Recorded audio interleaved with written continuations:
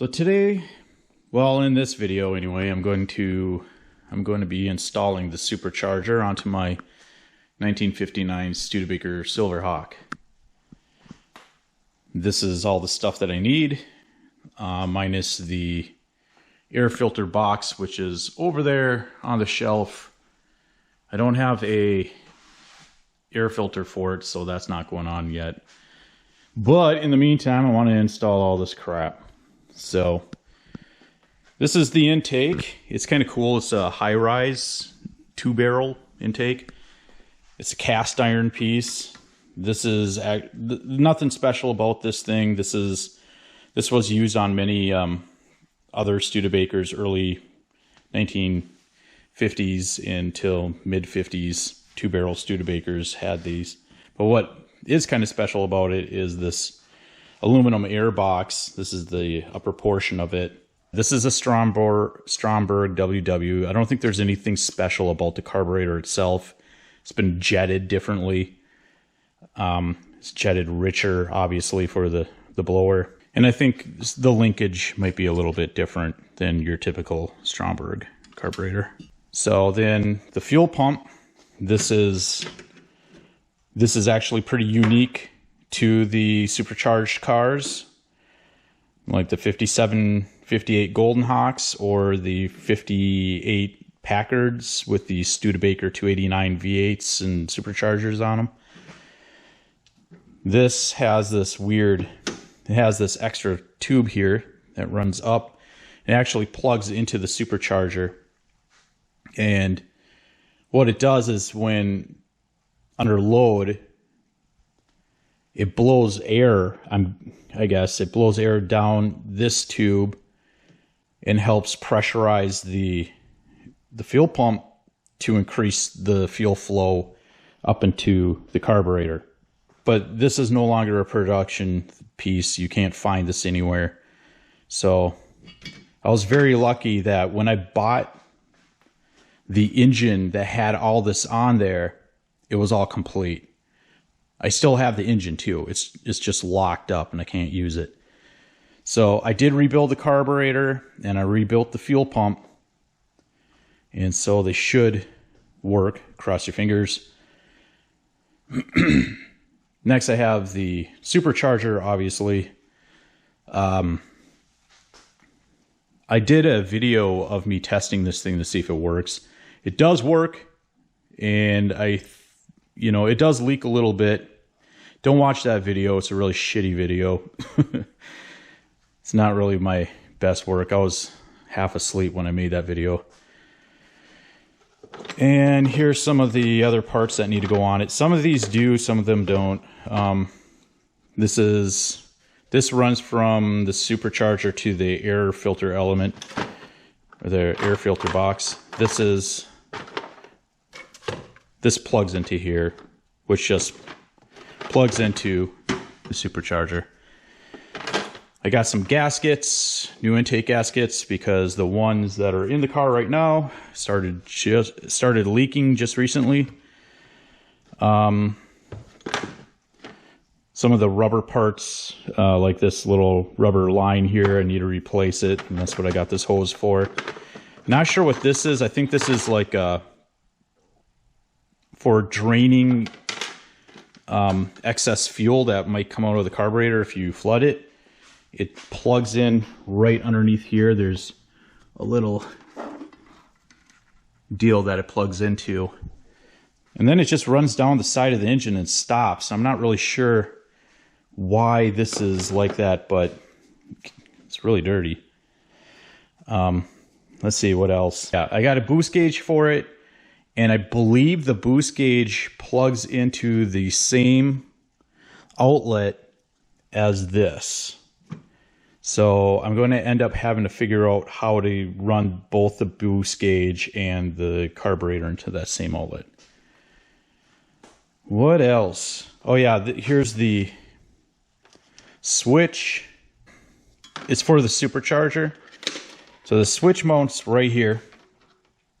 When the throttle goes forward enough, this switch actuates the solenoid in here, which opens these up, and it'll drop the belt down for high boost.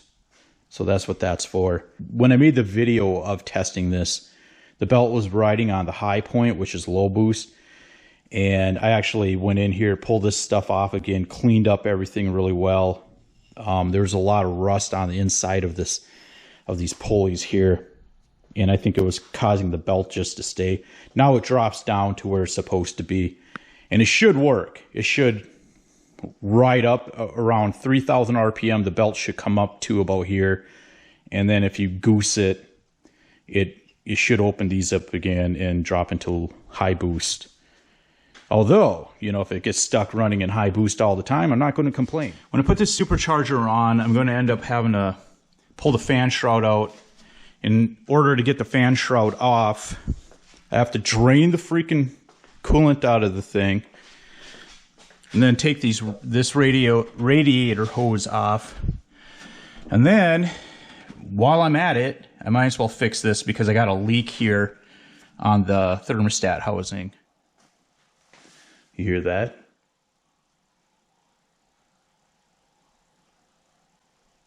Coyotes.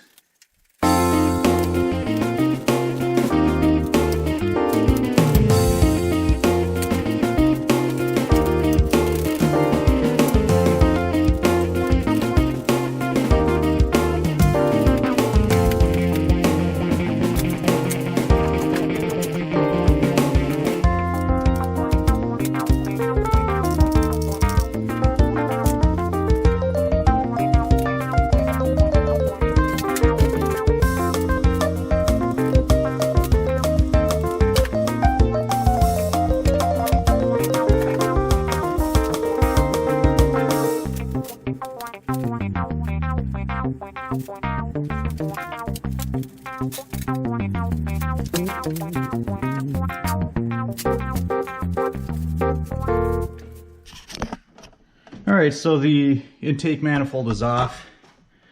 I just wanted to show you guys what it looks like without the manifold on there.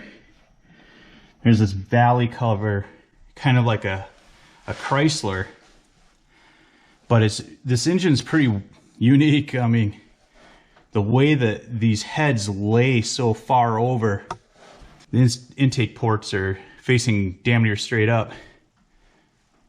Yeah, I always thought this was just kind of a neat looking engine. It's called a tween block. It's not quite a big block, and it's not quite a small block. It's right in between. It's pretty crazy to think that that's only 259 cubic inches, and it's that large.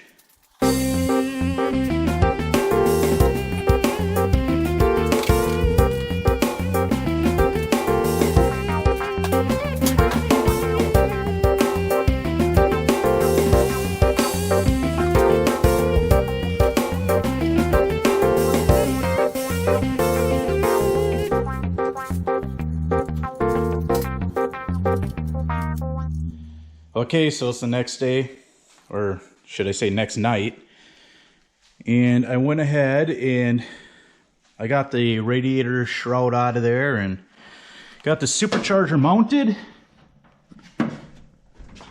I put some gasket seal on that thermostat housing. I did try to turn it over, and it's not pulling gas up into the fuel pump yet. So I think I might have to pull one of those metal lines off of it and then prime the fuel pump and see if it'll start pumping gas or pumping fuel. In the meantime, I am done for the night. I still got to mount that coil somewhere else. It's just kind of sitting on there. Let's see. What else? I think that's about it. Also, I just wanted to point out a little trick I learned with these thermostat housings, seeing how they sit on the engine sideways. It's a little hard to get the thermostat in there without it dropping down while you're trying to put the housing on. So what I use is just a magnet on a stick, and I grab the back of the thermostat and I pull it to the housing, and then I just hold it in place and, you know, put it on there and put the bolts on, and then after it's all tightened down, pull the magnet out, and it is in there, dead center like it's supposed to be. There's the 2 barrel sitting in there. I hope there's some Studebaker guys watching this, because there's this little plug here on the cover for the carburetor pressure box, and I just plumbed the air pressure gauge, or the boost gauge, right into this. I think normally you would want to plumb it in here to this line. This is the one that runs, it pushes air pressure down to the fuel pump from the supercharger, but I have no way of teeing off of this line. I don't have the correct fittings, so I just kind of stuffed it in there, and we'll see if it works. But anyway, so I had it all together, and I did start it up, and I did run it, and it was leaking pretty bad from here. So I took it all apart, sealed it up, tightened it up as good as I could, and put it back together again. Messed around with the air and fuel mixtures a bit, and I got it running okay. I still have yet to take it down the road, and it is midnight now, so I can't really start it up and run it because this fucking thing is loud. I moved the coil from there to here, so that seems to work pretty good. I eliminated the ballast resistor that didn't work anyway, just to make sure, because this thing, because it's an HEI distributor on here, it requires full 12 volts, and as far as I know, that ballast resistor didn't work, because I did test it before and it was 12 volts going through it. But just in case, I took it off, because I got to make sure I'm getting a full 12 volts to the system here, otherwise I don't want to burn it out. What else? The air cleaner box I got over here, I cleaned it up, just the inside. The outside still looks like crap, but who cares? So I ordered up a new filter, seeing how this one looks like death basically, but how this thing mounts is kind of cool. See if I can demonstrate this. So basically, I'm trying to get this in there, and there, like that. And this goes on here. So it goes on like that, and it actually mounts this way. You know, it mounts over down in this part of the engine bay. Let me turn that a little bit. It mounts something like that. This actually plugs in here, and that's how it would mount. Of course, this is on all the way, and a clamp goes on there. So it's kind of neat. There's the air filter down there. I was going to make my own like air filter system for this, but like some open air element, some vintage looking open air element thing. I figure fuck that, I'll just run the original. I think it looks cool anyway. Okay, so it's the next day, and it's actually light out. So today I'm going to start this thing up, run it, see if it still leaks. Hopefully it doesn't, and we can take it for a spin. So let me get the battery plugged in here and try to get this puppy fired up.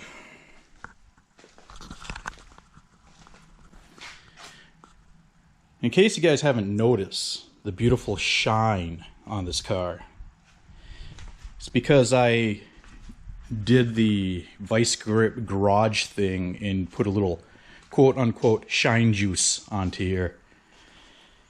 It's really dirty because it's been sitting for a long time, but it looks, in my opinion, a lot better. It's actually black now instead of kind of a gray color. Anyways, let's see if she starts up.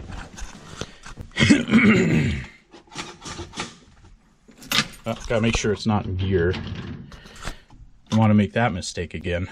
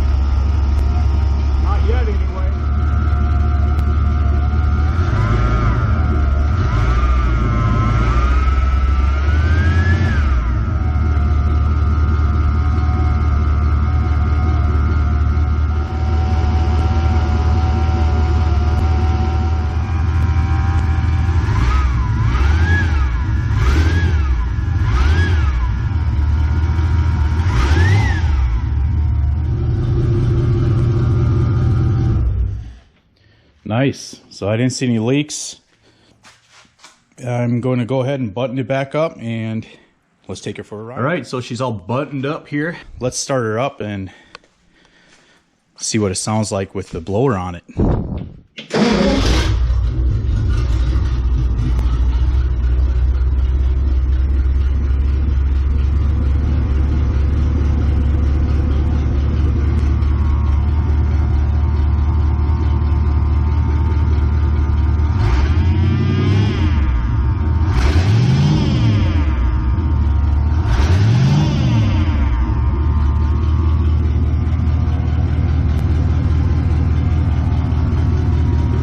I think this is going to be fun, guys.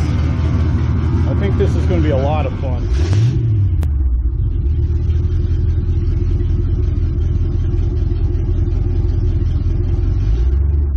Well, here we go. First voyage with the Supercharger.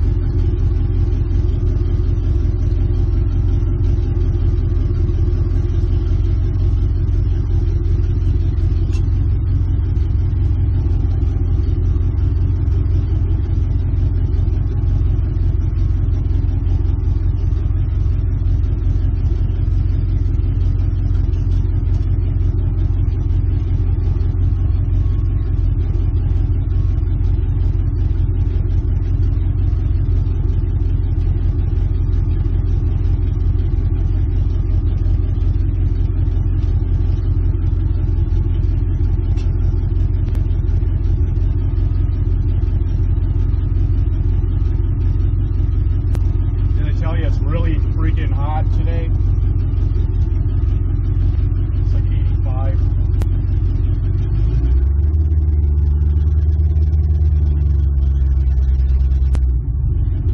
I can hear the Supercharger blowing air. It's cool.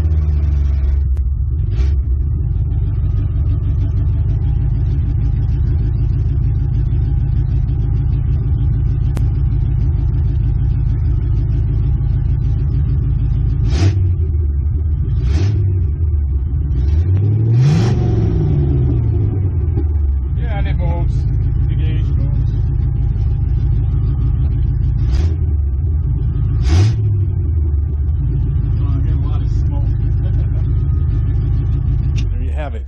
Supercharged Studebaker Silverhawk. Still have some bugs to work out of it. All right, well, catch you guys next time. Hope you enjoyed the video. Take care.